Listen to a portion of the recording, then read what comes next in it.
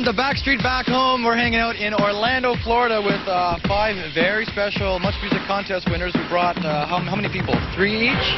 Okay, so who are you and where are you from? I'm Melissa and I'm from Halifax, Nova Scotia. I'm Lacey and I'm from Halifax, Nova Scotia. I'm Linda and I'm from Vancouver, BC. Hi, I'm Grace and I'm from Toronto, Ontario. I'm Maureen and I'm from Vancouver, BC. Well, you're all very lucky people. The envy of a whole nation of Backstreet Boys fans in Canada, because what's happened is we've come down here to Orlando, Florida. We're going to see the Backstreet Boys live at a very cool homecoming show here at the Orlando Arena, and you get to attend a fan-only press conference, and you'll see highlights of all that stuff, and including an interview with AJ's mom. Okay, look forward to that. Of course, Orlando, Florida being ground zero, this is the area that started it all off for the phenomenon known as the Backstreet Boys. Are you all excited? Yeah. The Backstreet Boys! And that makes you larger than life. Where are you from? Cornwall, Ontario. We're all fans. My husband, myself, and my 2 daughters. They're very positive role models for all the teenagers around here. They're the original deal. They are the original stuff. I'm going to see AJ McClain. He's like the coolest. What do you like? AJ. Howie. Who's your favorite Backstreet Boy? Kevin. Brian. I don't know if you know this person, but this is Denise McLean, who happens to be related to AJ. You are AJ's mother. Yes, I am. Pleasure to meet you. Now, we're in a secret location because we can't tell people where this is, because what is happening in this building right now? Well, this is the official Backstreet Boys U.S. and Canadian fan club. And this is where all the letters come, and we open them, and we respond to a lot of them, and send everybody back a little something from the boys. We get sometimes an upwards of 3,000 to 4,000 letters every couple of days. And we had 2 fan clubs originally. There was a fan club in Canada, and then the one in the U.S. kind of just dropped the ball, and we didn't realize it for quite a long time. And then when we went to take the mail, we realized that so much of it hadn't been opened, it was just not right. So I kind of got a little upset and said to the boys, look, I think this needs to be done right, because I've been out there on the road with the fans and I know they deserve better than this, and we want to make the best fan club we can for them.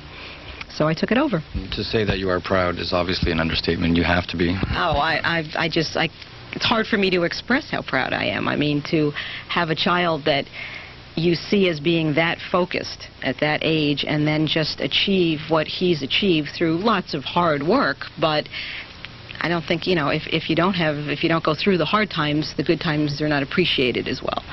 And I've been very blessed. He's also just basically a good kid. I've never had any major problems with him as a child.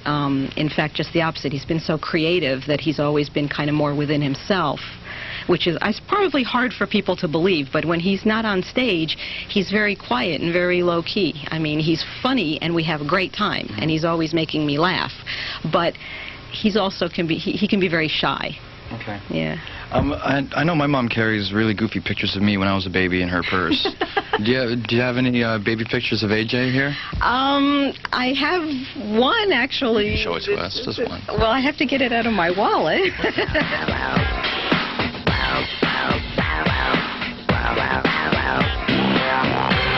You like the facial hair on AJ? I know he's your baby and all, but I don't mind it. I actually don't mind it. I think, you know, if it makes him happy and gives him characters. Now, the tattoos are another story. Okay, I'm not real thrilled about the tattoos. This is actually, this is almost as embarrassing for Mom as it is for AJ, actually. You look about 16 there. Well, thank you. I think he was like 13. Oh, look, I think we're being followed. Yes, we are. Panda. This is one of AJ's dogs. Panda, come say hi. He's not camera shy, is he? I don't think she's shy of anything. This is Panda. Hi, Panda. Hello. Cutie. Can I have a little kiss, Panda? Give me a kiss. Oh, see, coffee breath. He doesn't like. She doesn't like the coffee breath. So after I get busy with answering some of these letters here, I'm going to take advantage of some of this beautiful Orlando sun, and then immediately after the following commercial break, you're going to see the Backstreet Boys live in Orlando at the Orlando Arena, and also some of the fan-only press conference. So stay tuned for that. Thank you very much, Denise. Very nice meeting you. Nice to meet you too. You've raised a decent son. Thank you. Welcome back to Backstreet, back home. We're hanging out here at the Orlando Arena. It's the site tonight for the sold-out Backstreet Boys homecoming show, as well as the fan-only press conference, and that's going to begin momentarily. Of course, we'll be seeing a whole bunch of clips of that, and everyone here is very excited. You're very excited, aren't you? Now I see these people here. They're from Jacksonville, and they watch much music. Hi. Are you all excited? Yes. Yeah. And who's your favorite Backstreet Boy? Brian. And who's your favorite Much Music VJ? Bill. Well, how about that? Thank you. Anyway, we will show you highlights of the fan-only press conference momentarily, but first, how about seeing some of the Backstreet Boys live in concert here at the Orlando Arena?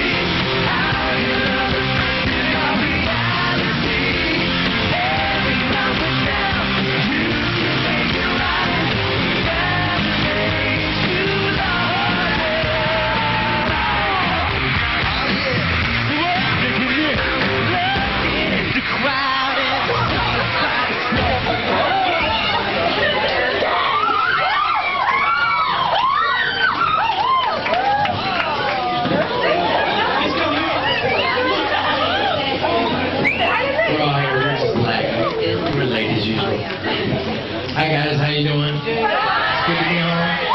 Thanks for coming. Hello. Home sweet home. Go ahead.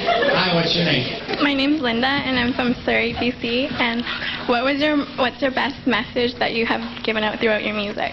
I don't think we really try to put forth a deep message with our music, other than just to put out pretty songs, good music, a positive music that makes people, when they're sitting in their cars, makes them want to sing along.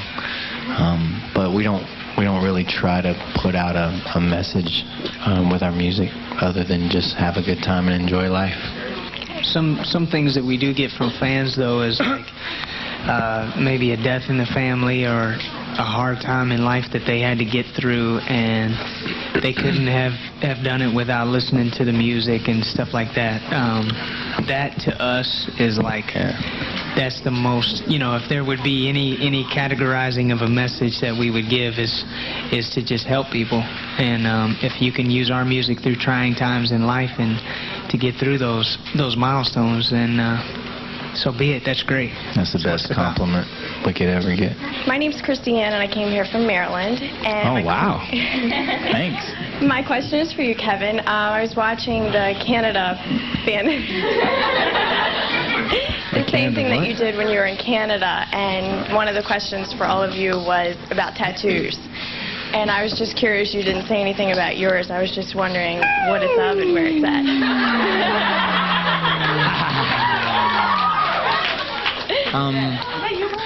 Mine is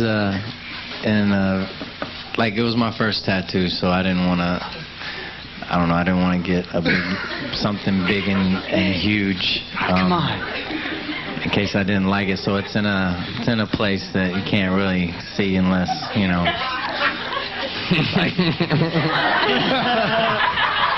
What?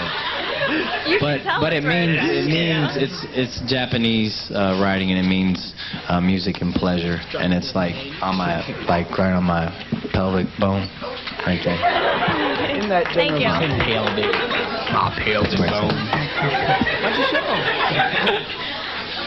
Hi, my name's Amanda. I'm from Orlando. I wanted to ask y'all, out of all the places in the world you've been and the people you saw, what is the most inspiring thing a fan has ever done or said to you? Brian was saying earlier about when people tell us that, we've helped them by listening to our music through trying times and stuff like that. It's stuff like that that means a lot a lot to us, you know. Once in Barcelona, a girl had given me her first communion cross. She was like 23 years old, but she had been saving it since she was like 6 years old, and she wanted me to have it. Wow. And so I got my mom and my sister down, and she presented it to me. She didn't speak much English, so I was trying to use as much Spanish as I could to understand. It was really touching. I'm Melissa, and I'm from Nova Scotia. And I was just wondering, what is your favorite song in general? I know what Howie's is. I don't even know what it is. I was going to say Unchained Melody. Come on, man. Get creative. That's the school I sang here in my high school at Edgewater High School, so I started my little fan base. What about everyone else? Wow. For me, I would say I've got one old and one that's kind of recent. The older song would be Don't Cry, Ma. Would be Wind Beneath My Wings by Bette Midler, because I sang that to my mom in a talent show. I don't even know how old I was, probably 10, 11. And now, something recent, I'd say a song called 6-8-12 on the new Brian McKnight album. It's absolutely gorgeous, and it hits every part of me, mentally, emotionally, everything. It's great. Everything I do it for you, Bryan Adams. That was Canadian. That was a great song. But yeah.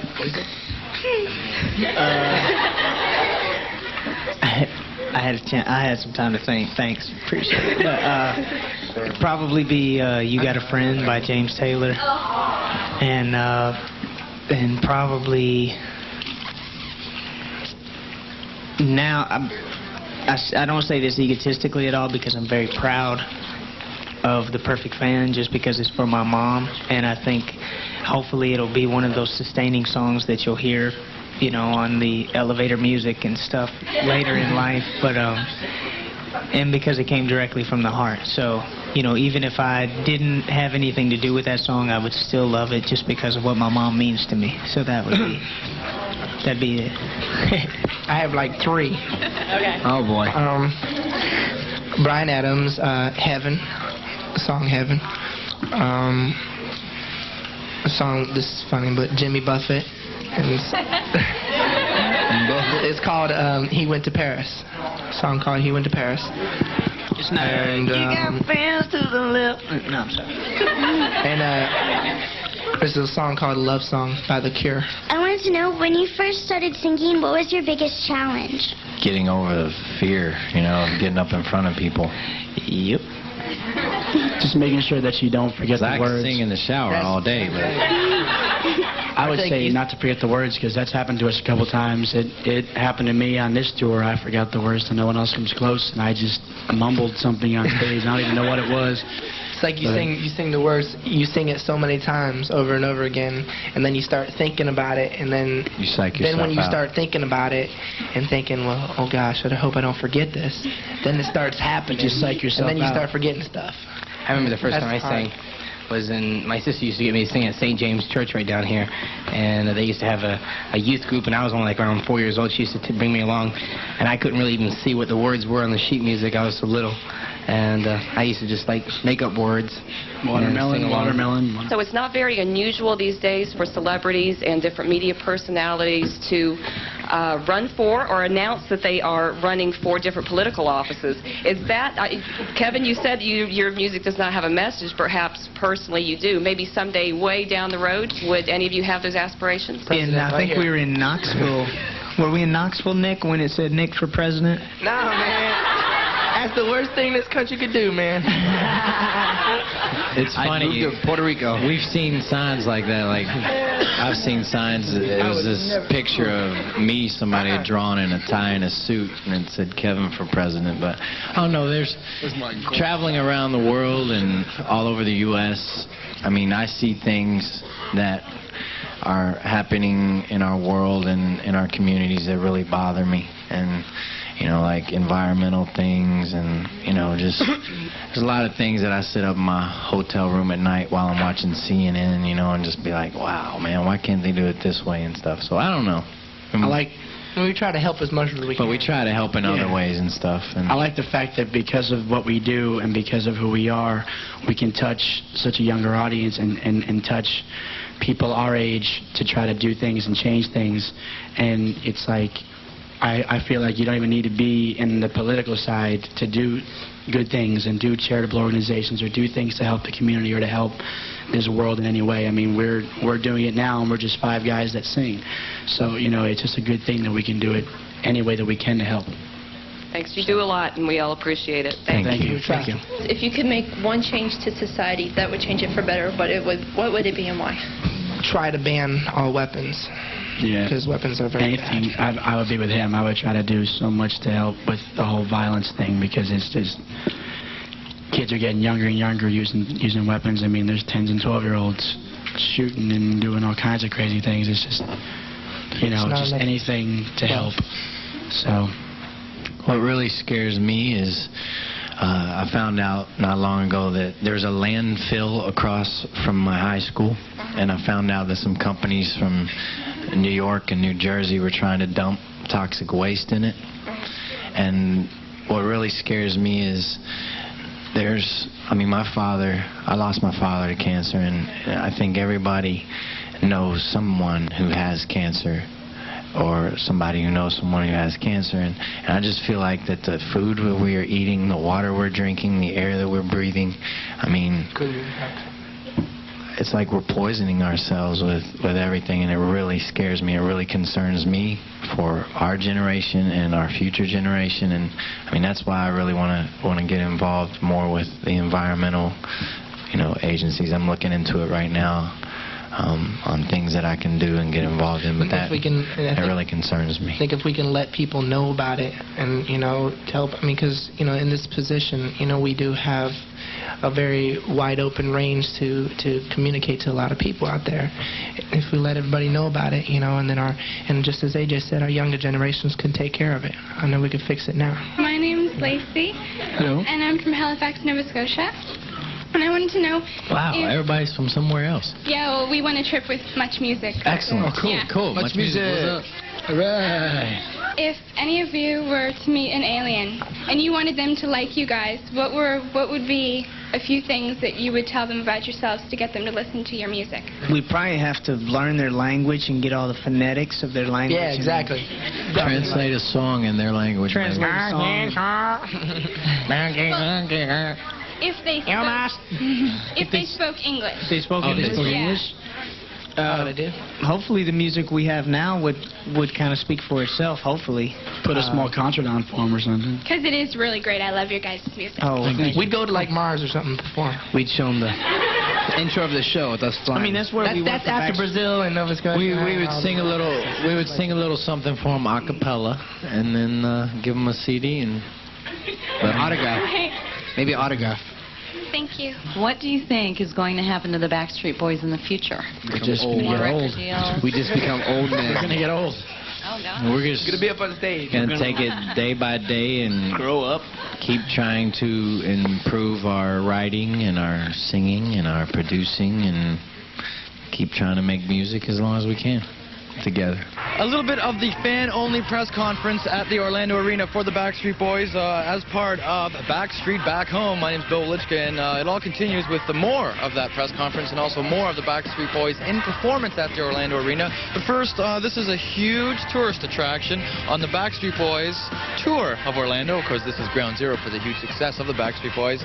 Edgewater High School, home of the Fighting Eagles, also home of Howie Dorough. A young Howie in the early 90s attended high school here at Edgewater High School. Fans from all over the world go to Orlando, hoping to sort of maybe touch a little bit of the past that the Backstreet Boys were connected with. This is a big stop on the Backstreet Boys tour. Howie's old high school right here, and we found out where it was just to show you, my friends. We're going to give you a commercial break, but on the other side of that commercial break, more of the Backstreet Boys in performance and the press conference from Orlando on Backstreet Back Home. Back home, of course, back home meaning Orlando, Florida. How y'all doing? Doing good? We just wrapped up the fan-only press conference here. Some of these people, you actually got to see the Backstreet Boys in person and talk to them. So how was that? It was really good. They're really hot in real life. Yeah? You have a good time? Yeah, really good time. Okay, watch this, watch this. Backstreet Boys! So for what you missed, we will show you a little bit more of that press conference that's coming up right now. But first, how about a little bit of the Backstreet Boys in performance right here at the Orlando Arena?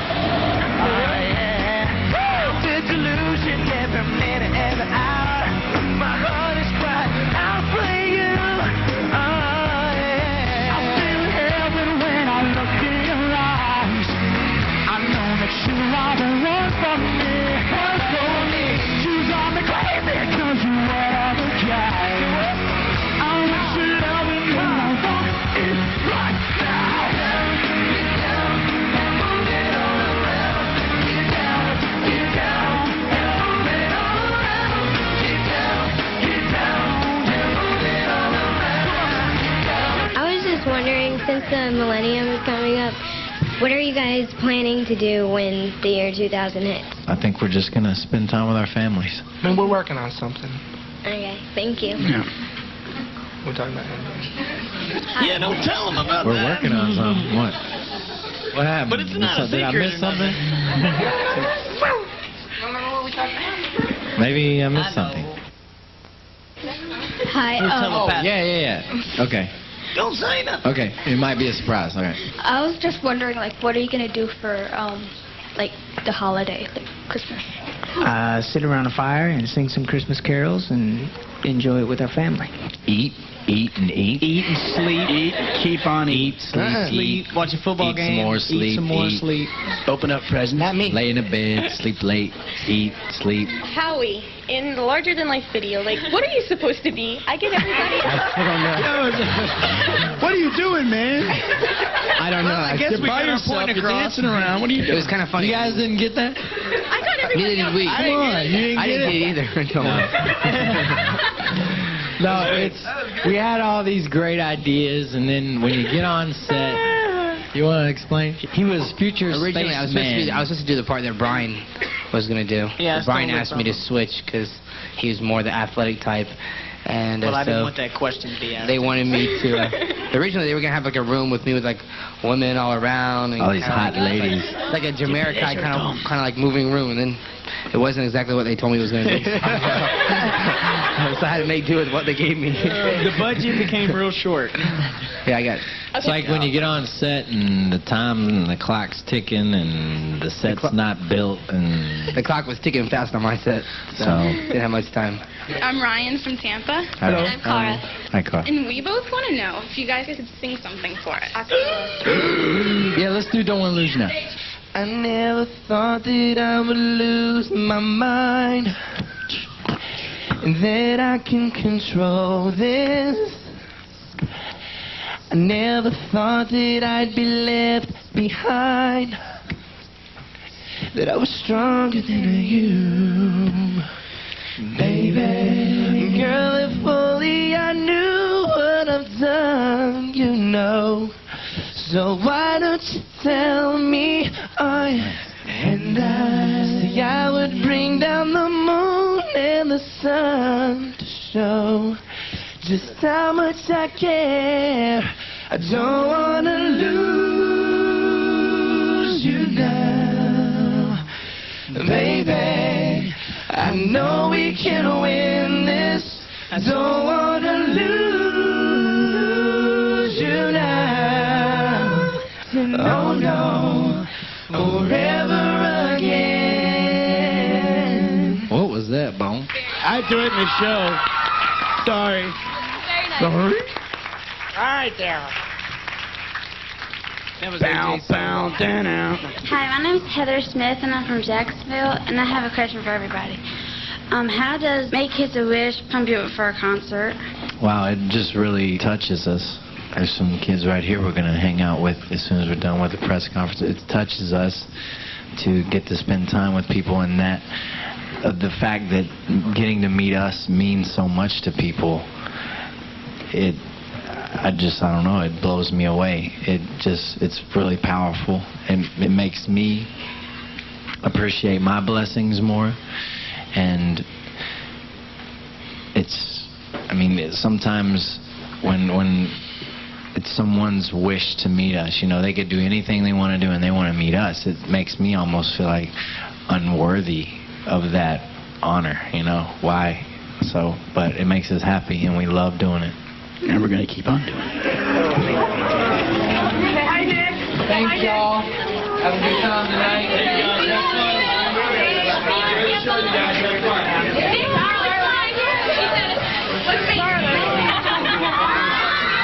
Welcome back to Backstreet Back Home. That just about does it from Orlando, Florida here. And, of course, Backstreet Boys. What a show, huh?